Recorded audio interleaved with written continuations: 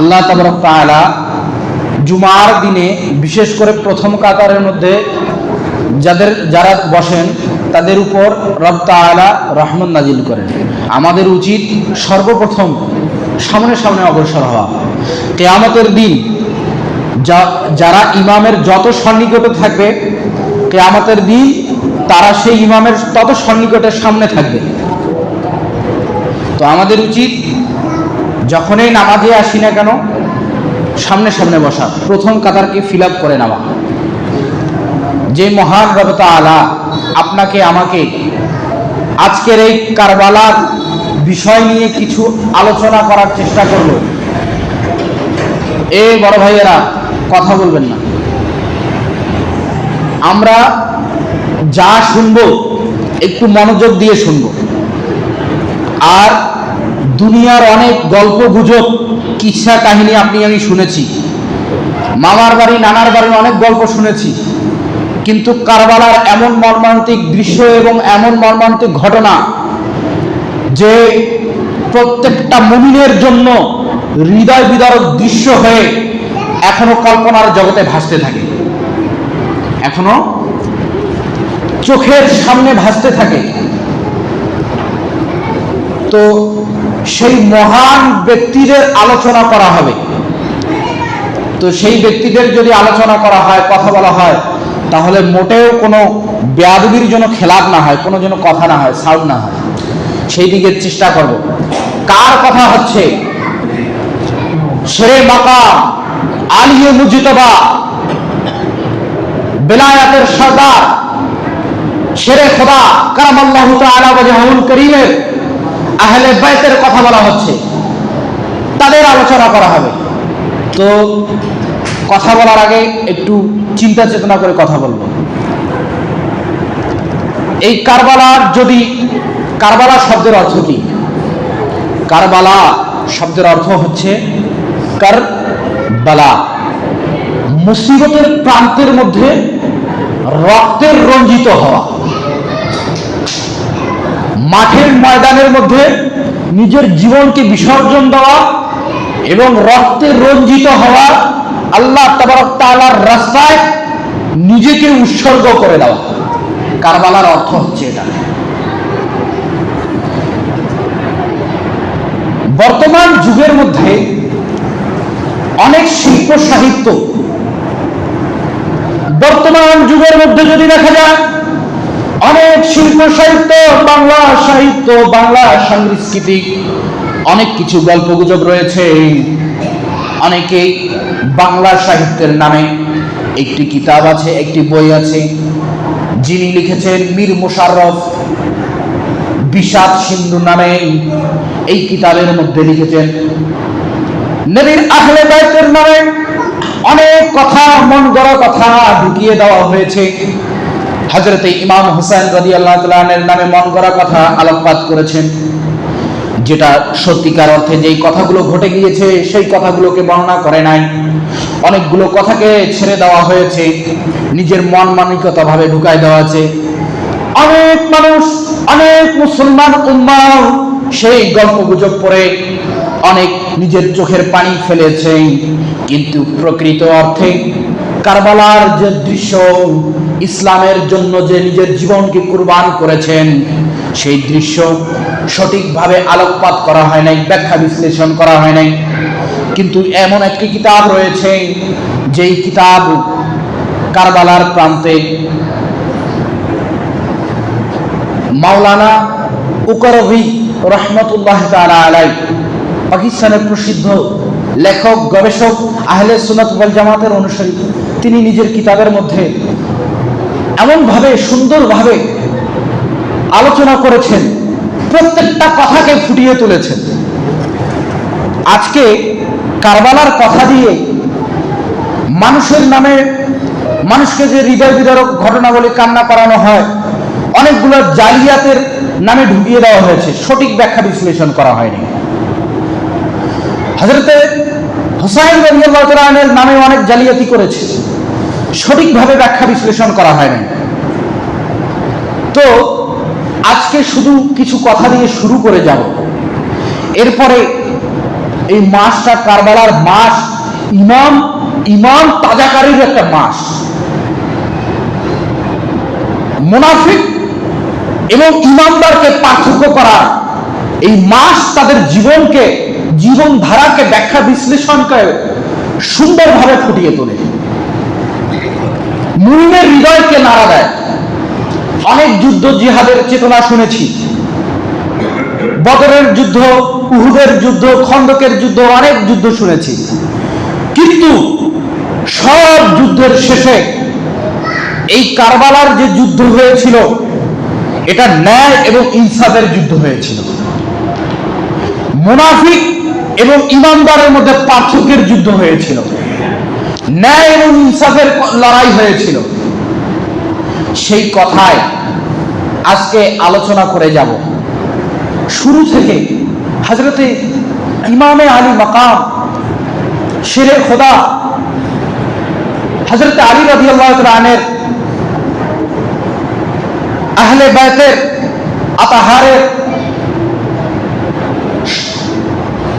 ইমামে আলী মাকাম রাদিয়াল্লাহু তাআলা আনহুর সুযোগ্য সন্তান ইমাম হাসান হুসাইন রাদিয়াল্লাহু তাআলা আনহুর ব্যাপারে কিছু কথা বলে যাব।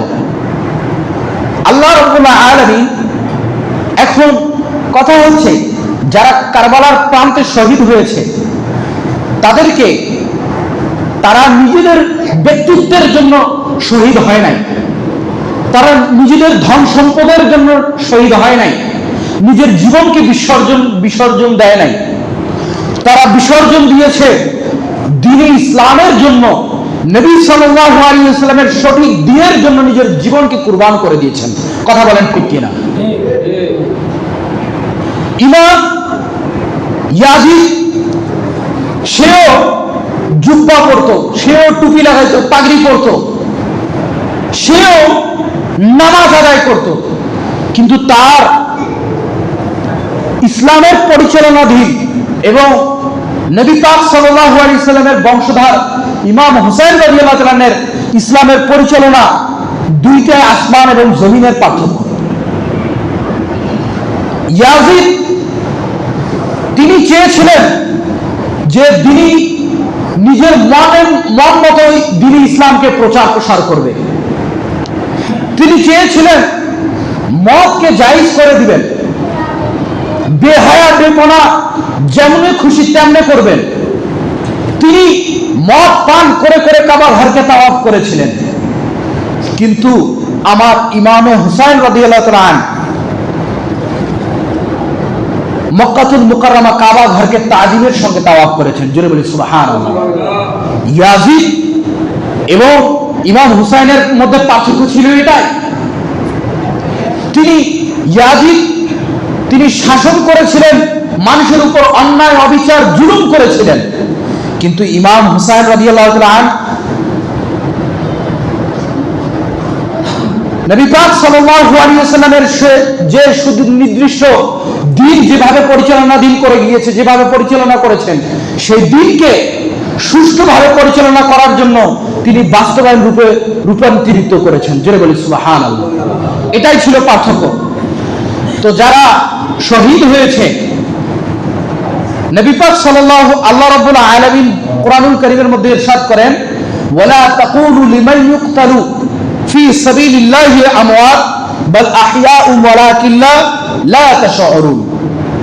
তোমরা যারা আল্লাহ তাবারক তাআলার রাস্তায় শহীদ হয়েছে তাদেরকে মৃত্যু বলিও না, বরঞ্চ যারা শহীদ হয়েছে তারা হচ্ছে জীবিত রয়েছে আল্লাহ তাবারক তাআলার রাস্তায়। এবং তোমরা এই খেয়াল থেকে তোমাদের এটা ধারণাও নাই যে আল্লাহ তাবারক তাআলা তাদেরকে রিজিক দিয়ে থাকেন। জোরে বলি সুবহানাল্লাহ। তো যারা আল্লাহ তাবারক তাআলার রাস্তায় শহীদ হয় তাদেরকে তোমরা মৃত বলিও না, তোমাদের ধারণায় নাই যে যারা আল্লাহর রাস্তায় শহীদ হয় তাদেরকে আল্লাহ রিজিক দিয়ে থাকেন। সুবহানাল্লাহ। তো আল্লাহ তাবারক তাআলা সূরা নিসার মধ্যে ইরশাদ করেছেন, ইন্নাশ শাইতানা কানা দাঈফা ওয়া জাআলনা মিন লাদুনকা বাসীরা। এত সহজ নয় দ্বীনের সাহায্য পাওয়া, এবং এত সহজ নয় দ্বীনকে সুনির্দিষ্টভাবে পরিচালনা করা, কিন্তু আমার ইমাম হুসাইন রাদিয়াল্লাহু তাআলা আনহু সেই নানার দেখিয়ে যাওয়ার দিনকে সুষ্ঠুভাবে পরিচালনা করেছেন। আর এই সুষ্ঠুভাবে দিনকে পরিচালনা করতে গিয়ে ব্যাঘাত ঘটিয়েছেন ইয়াজিদ পালি। ইয়াজিদ তিনি সুষ্ঠুভাবে দিনকে প্রচার করতে দেন নাই। নবী পাক সাল্লাল্লাহু আলাইহি ওয়াসাল্লামের ইমাম হুসাইন রাদিয়াল্লাহু তাআলা আনহুর কারামাতের মধ্যে একটি কিতাবের মধ্যে রয়েছে যে ইমাম হুসাইন রাদিয়াল্লাহু তাআলা পৃথিবীর যতগুলো, আমি বয়ান মাত্র শুরু করে যাচ্ছি, এখনো অনেক কিছু বাকি রয়েছে।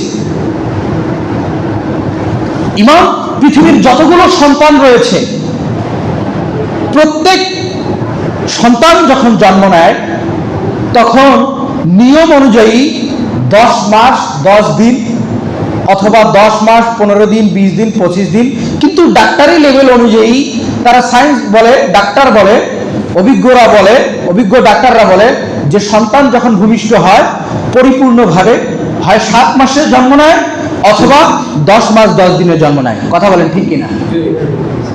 কিন্তু আমার ইমাম আলী মাকাম এক সন্তান হযরত ইমাম হুসাইন রাদিয়াল্লাহু তাআলা আনহু পৃথিবীতে যখন জন্ম নিলেন 6 মাসের বাচ্চা পৃথিবীতে জন্ম নিয়েছেন। জোরে বলি সুবহানাল্লাহ।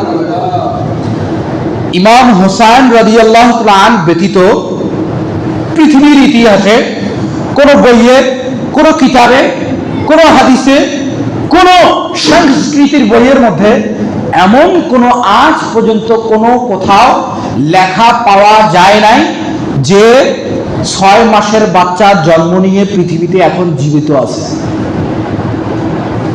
শুধু একমাত্র ইমাম হুসাইন রাদিয়াল্লাহু তাআলা আনহু 6 মাসি বাচ্চা পৃথিবীতে জন্ম নিয়ে দুনিয়াতে বেঁচে ছিলেন। ইমাম হুসাইন রাদিয়াল্লাহু তাআলা আনহু ব্যতীত অন্য কেউ কারো পাওয়া যায় না। তো এটা কারামাত কি কারামাত না?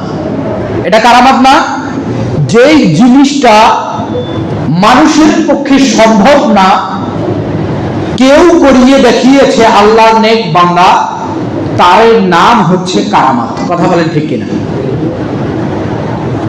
যেই জিনিসটা বাস্তবায়ন রূপে আপনি আমি করতে পারবো না, কোন আল্লাহওয়ালা ব্যক্তি যদি সেই জিনিসটাকে বাস্তবায়ন রূপে দেখিয়ে দেয়, কেউ যদি গাঙ্গের পানির উপর দিয়ে যদি রাস্তা পার হয়ে যায়, আল্লাহওয়ালা ব্যক্তি, তাহলে এর নাম হচ্ছে কি কারামাত। এর নাম কি? তো ইমাম হুসাইন রাদিয়াল্লাহু তাআলা আনহু 6 মাসের বাচ্চা পৃথিবীতে জীবিত অবস্থায় ছিলেন, এটা হচ্ছে ওনার কারামাত। 6 মাসের বাচ্চা যদি পৃথিবীতে কোনো জীবিত অবস্থায় ছিল তাহলে ইমাম হুসাইন রাদিয়াল্লাহু তাআলা আনহু ছিলেন। ইনি ব্যতীত কোনো বাচ্চা 6 মাসের জন্ম অবস্থায় পৃথিবীতে জীবিত অবস্থায় ছিলেন এমন কোথাও পাওয়া যায় না। তো হযরত সাইয়্যিদুনা ইয়াহইয়া রাদিয়াল্লাহু তাআলা আনহু 6 ইমামে আলী মাকাম ইমাম হুসাইন রাদিয়াল্লাহু তাআলা আনহু এর মাতৃগর্ভে 6 মাসের কোনো বাচ্চা ভূমিষ্ঠ হওয়ার ব্যাপারে জীবিত ছিল এরকম কোনো কোথাও পাওয়া যায় না। किताबेर मध्य लेखें सरवाए मरहबा सरवाए आलम के बिशवार आए हैं, सैयद फातिमा के लख्त जिगार आए हैं, वह किस्मत के जिगार वह किस्मत जगा रहे हैं, हरमाइन आए हैं, आए मुसलमान मुबारक हो के हुसैन आए हैं। जोरे बोली सुभान अल्लाह। बोलते से जे जे मरहबा सरवाए आलम के बिशवार आए हैं, जे स्वागत स्वागत जे दुनियार জান্নাতি যুবকদের সরদার এসেছে, দুনিয়াবাসীদেরকে বলা হচ্ছে, এরপরে বলা হচ্ছে সৈয়দে ফাতেমা কে লখত জিগার আয়ে হে। হযরত সৈয়দাতুনা ফাতেমাতুজ জহরা রাদিয়াল্লাহু তাআলা আনহার কলিজার টুকরা তোমাদের কাছে আসতেছে। वह किस्मत जगह चरागे हरमाइन आए हैं, जिन्हें हरमाइन तैयबाइन मक्कातुल मुकर्रमा हराम शरीफ हेफाजत करी আসতেছে এই মুসলমান মুবারক हो के हुसैन आए हैं, এই ইমানদারেরা, এই মুসলমানেরা, তোমাদের জন্য মুবারক যে ইমাম হুসাইন রাদিয়াল্লাহু তাআলা আনহু আসতেছে। জোরে বলি সুবহানাল্লাহ। যখন ইমাম হুসাইন রাদিয়াল্লাহু তাআলা আনহু দুনিয়াতে তাশরীফ নিলেন, তখন এভাবে করে ধবনি স্বাগতম জানানো হচ্ছিল।